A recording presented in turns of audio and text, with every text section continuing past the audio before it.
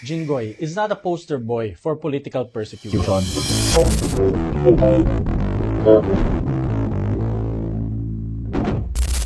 Ang narrative ngayon is inaapi daw si Jinggoy.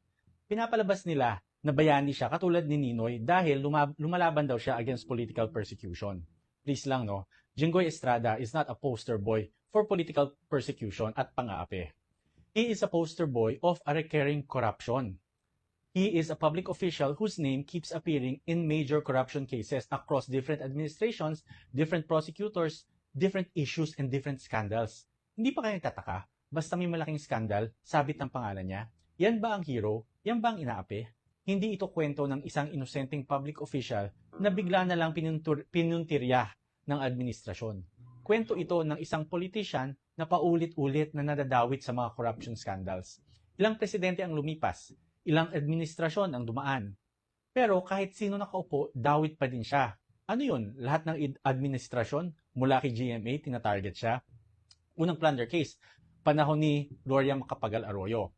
Kasama siya sa kasong plunder ng kanyang ama, si dating Pangulong Joseph Estrada. Pangalawang malaking kaso, panahon ni Noynoy Aquino, PDAF pork barrel scam.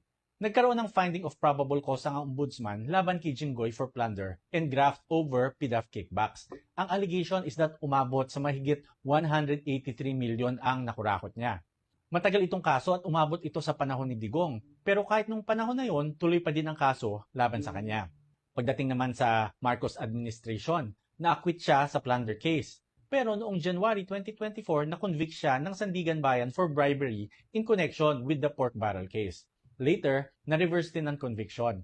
Pero hindi maitatanggi na na-convict muna siya bago ito nabaliktad.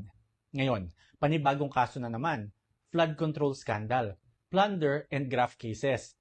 Ang allegation ay mahigit 570 million in kickbacks from flood control project ang natanggap niya. Yun nga, naaresto siya at nag-surrender siya. So, uulitin natin. Arroyo, Aquino, Duterte, Marcos. Iba-ibang presidente, iba-ibang panahon, iba-ibang political alignments. Kaya kung sasabihin niyang persecution ito, ang tanong, lahat ba sila nagkaisa para apihin si Jinggoy? Kalukuhan yun, di ba?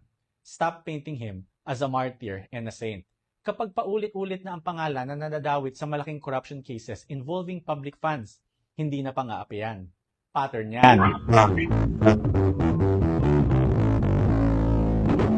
Please listen to my band, Hey Moonshine. Follow us on Facebook and Spotify.